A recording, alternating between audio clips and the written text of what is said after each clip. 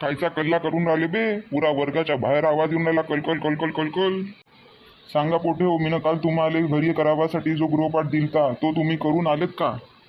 नाही जी सर. काऊन बे नाही केला का? धाडवर लिहू तुले गृहपाठ नाही करायले? अजी सर, जसं मी गृहपाठ करायला बसलो तशीच लाईन गेली. तर मग काय झालं? लाईन आल्यावर करायचा होता ना खोड्या.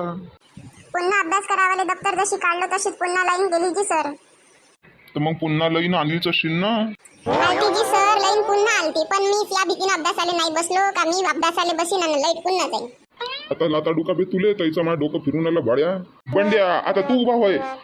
आता मी तुले जे विचारीन त्याचे सरळ सरळ उत्तर दे, आणि एक बी उत्तर चुकीचं दिलं तर तुझे दोन्ही बी गाल लाल करीन. हो जी सर, ठीक आहे. हा बंड्या, आता मला सांग, तू शाळेत काय येतोस? सर, मी शाळेत विद्यालय मिळवायला येतो. तर मग तू झोपला काऊन होता?